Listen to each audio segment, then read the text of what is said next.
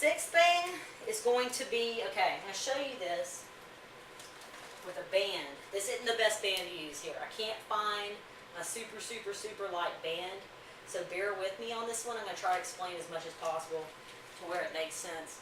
Okay, on this one, we're going to get into a half kneeling position.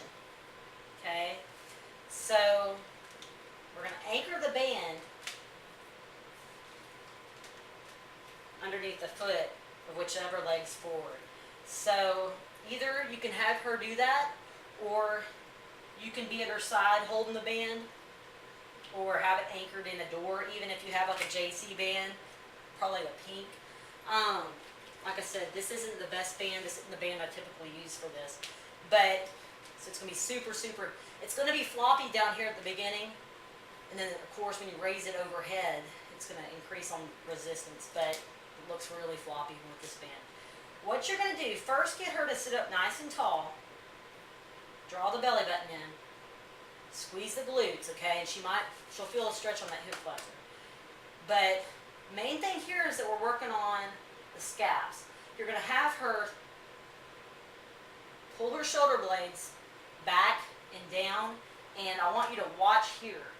Because as she's going, if you're seeing that hunching kind of movement going on, she's not keeping those shoulders in position. So it's going to burn her shoulders, but we're really working on the scaps and all the muscles that stabilize them. So ignore my floppy band. What we're going to do is keep that set, shoulder blade set. We're going to do a front raise to an overhead position, bring it to a T, or what I call a T position, reverse it, and come back down. Okay?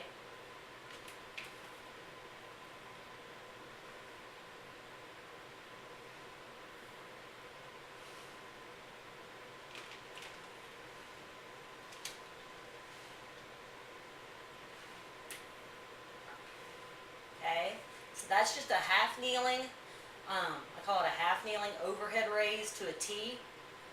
Okay, you can also do that with dumbbells, but I like it better with a band, and my clients seem to get more out of it with a band. So just to let you know that you can do that with a weight if you have to. Alright, so that's the half kneeling overhead raise to a T. We got two more things. Cross body lateral rotation. Alright. This is one that I believe I've thrown out there before too. This is one of my favorites. It's going to be interesting with this band.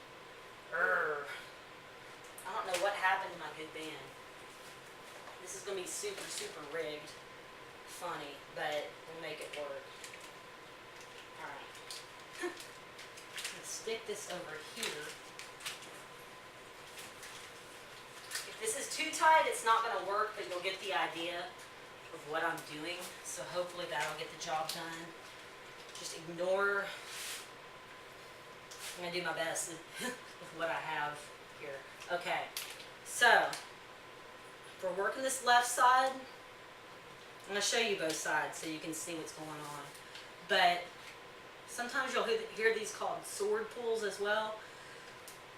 Band's anchored at the right, we're working the left side. So you're going to start, good athletic position, knees are soft, abs are tight, glutes are tight, everything's locked and loaded, and it's essentially this action right here.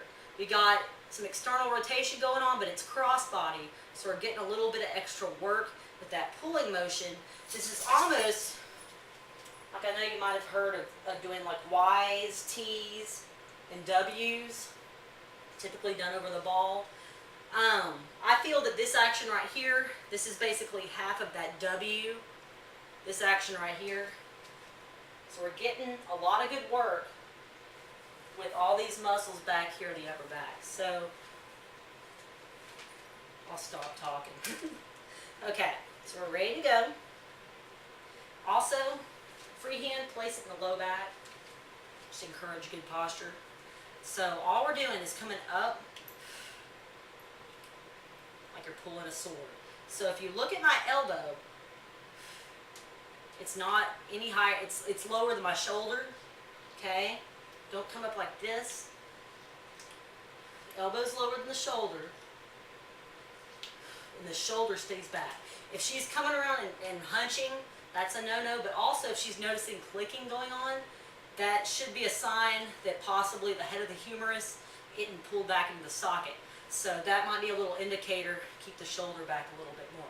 So let me show you with my right side. Okay.